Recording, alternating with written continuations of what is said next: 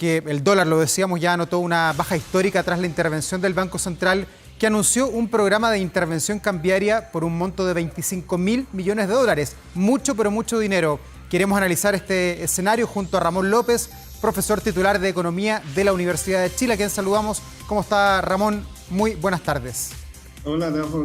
Gracias por la invitación. ¿Cómo te va? Bueno, lo primero, profesor, es ¿cómo toma usted esta intervención del Banco Central? ¿Era necesario? ¿Son los montos adecuados para intervenir en el mercado o no? Me preocupa. Y yo te voy a decir lo que me preocupa. El hecho de que esto va a tener un efecto probablemente muy corto plazo. Y más aún, esto le da un tiempo a los especuladores para tener acceso a un dólar, entre comillas, barato, relativamente barato, ¿no? Entonces, eso es la verdad que esta medida tendría que haberse tomado en concomitancia con otras medidas, como por ejemplo algún tipo de restricción a la exportación de capitales. El país está experimentando una verdadera sangría de capital, ¿no? Entonces, habría sido conveniente lograr, ¿no es cierto?, algún tipo de medidas de control de cambios. Ramón, pero a contar del día lunes, ¿qué deberíamos ver? ¿Qué deberíamos esperar? Hoy día, con el solo anuncio del Banco Central, el dólar bajó 76 pesos en esta jornada y cerró en 975. El lunes, cuando comience ya la intervención, ¿qué debería pasar? ¿En cuánto debería situarse el dólar? El efecto ya fue internalizado hoy día. O sea, no va a ser una gran diferencia el hecho que el banco empiece efectivamente a hacer las ventas el día lunes. Probablemente va a tener otra pequeña baja, pero lo más importante es que la inestabilidad del tipo de cambio se va a mantener, ¿ya? Porque aquí hay un ataque especulativo también, o sea, lo que le daría algún espacio para tener una mejor evaluación de la intervención del Banco Central. Pero por otro lado, es bastante preocupante el hecho de que esta puede ser una oportunidad justamente para los especuladores para tener acceso a dólar barato a costa del Banco Central, de las reservas del Banco Central. Ya. ¿Okay? Y a su juicio, ¿qué otra herramienta le queda al Banco Central para poder intervenir al mercado si es que esto no tiene buenos resultados? Ya subió las tasas, ahora se anuncia este paquete que es millonario. ¿Qué más le queda a nuestro Banco Central? Al Banco Central en sí le queda poco. O sea, yo pienso que este es un problema más bien del gobierno, ¿ya? De tener un tipo de políticas diferentes, ¿ya? A la política más tradicional, ¿no? que se ha aplicado hasta aquí, que es tasa de interés y ahora intervención en el mercado. Y esa es, yo creo que es que era un control de cambios, ¿ya? Como lo hizo Malasia en 1997 con gran éxito en la crisis asiática. Gran éxito, fue el país que mejor salió de esa crisis. Entonces, y hay varios mecanismos de intervención digamos, de control de cambios que se pueden utilizar. Yo me inclino por algún tipo de impuesto a las salidas de capital especulativo financiero. Podría ser un tipo de Tobin tax también a las transacciones financieras, ¿ya? Pero yo creo que esa es la única manera de tener algún efecto más perdurable en el tipo de cambio y no estar botando reservas, porque esto puede transformarse en una sangría de reservas del Banco Central. Las reservas del Banco Central no son extraordinariamente altas, ¿no? Estamos hablando alrededor de 35.000 millones de dólares, eso es lo que tiene. Es cierto que tiene coberturas, ¿no es cierto?, para internacionales, pero en general la situación de reservas del Banco Central no es bollante. Estamos hablando de un 15% del PIB, de ese orden. Pero Ramón, ¿fue agresiva o demasiado agresiva esta intervención del Banco Central? ¿Es mucho el dinero que está involucrado? Es mucho el dinero que está involucrado, pero es la única manera de tener un impacto. En ese sentido yo concuerdo, ¿ya?, con haber tenido un efecto impactante, ¿no? Pero de todas formas, ¿ya?, mi vaticinio es que esta cosa va a ser de corto plazo.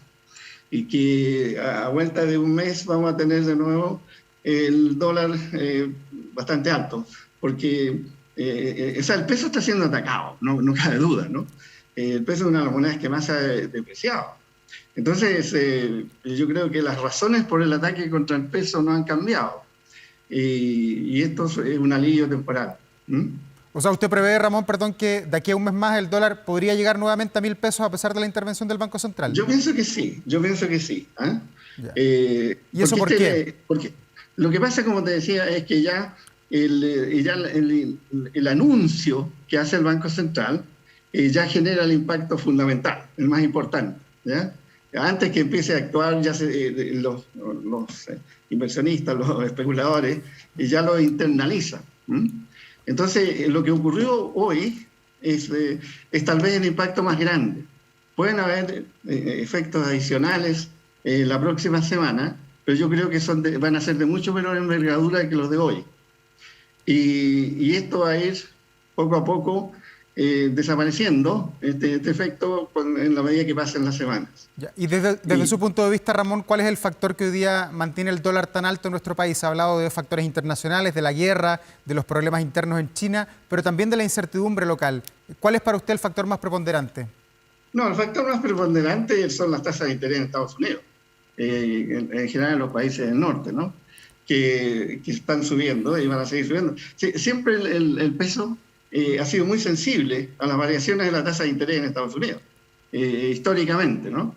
Entonces, yo creo que ese es uno de los factores más importantes, y el otro, por supuesto, el cobre, ¿no? Pero aparte de eso, como decía, hay un ataque especulativo también. Hay una salida de capitales que yo no entiendo la razón porque esta es una verdadera sangría de capitales que está saliendo. Y por otro lado, fíjese en una cosa interesante. Mientras los inversionistas nacionales sacan plata, por otro lado estamos teniendo cifras récord de inversión extranjera en Chile. Entonces, lo que esto te dice, ¿no?, es que de alguna manera los empresarios extranjeros tienen mucho mayor confianza en la economía chilena que lo que están manifestando los inversionistas chilenos. Entonces, eso es como es sorprendente. Ahora, mi impresión es que los inversionistas chilenos, los grandes empresarios chilenos, sobre todo, si esto viene de arriba, ¿no? Estas son grandes cantidades, son 50.000, 60.000 millones de dólares que han estado saliendo, ¿no? Ellos actúan de una manera mucho más ideologizada, ¿no?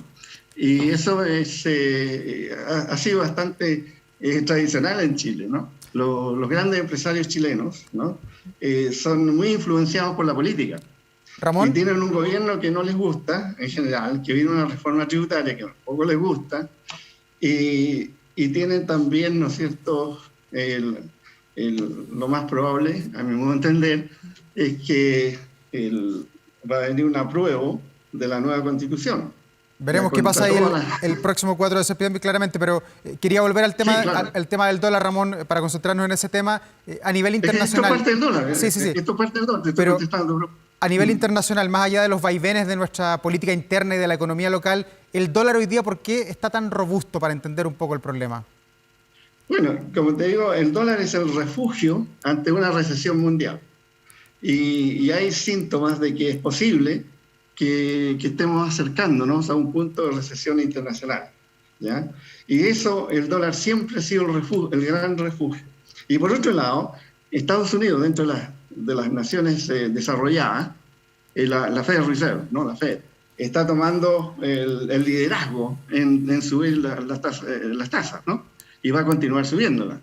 Eso es claro, ¿no? Con los últimos datos económicos de Estados Unidos prácticamente garantizan que vamos a tener otra alza de quizás 75 puntos, ¿no? Entonces, por un lado, hay un efecto psicológico, el dólar es siempre la moneda del refugio, y por otro lado, hay un efecto objetivo, que es que Estados Unidos tomó el liderazgo en subir las tasas de interés entre los países desarrollados.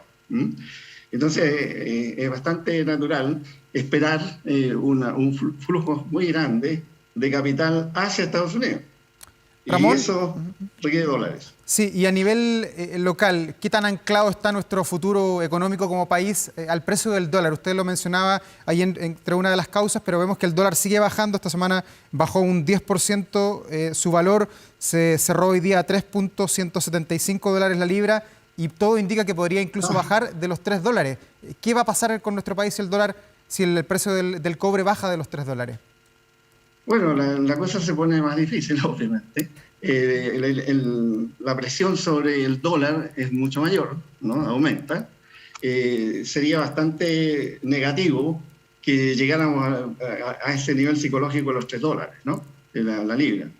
Entonces, por lo tanto, todos estos ataques al peso, ¿no es cierto?, se pueden intensificar mientras más baja el dólar, mientras más baja el precio del cobre.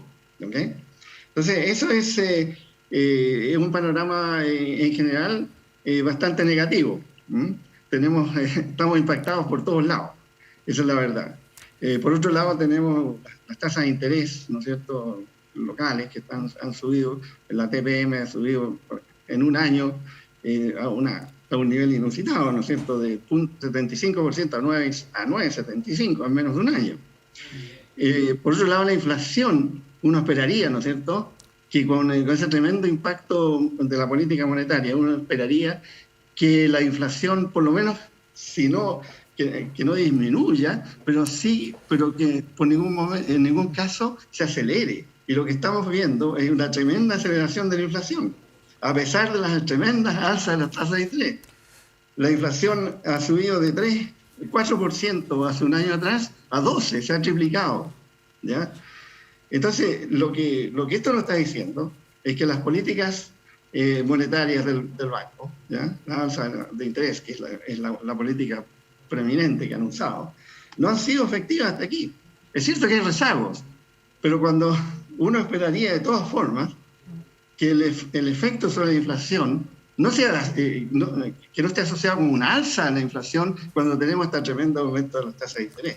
Entonces, de alguna manera hay que empezar a pensar en otro tipo de medidas, ¿no?, que yo sé que son muy resistidas por el establishment, pero que en otros países han dado buenos resultados en este tipo de condiciones. Veremos qué pasa en los próximos días. Ramón López, profesor titular de Economía de la Universidad de Chile. Gracias por conversar con nosotros. Chao, que estés bien. Que esté muy bien. Buenas tardes. Chao, chao. Y siempre en este mismo tema, con el objetivo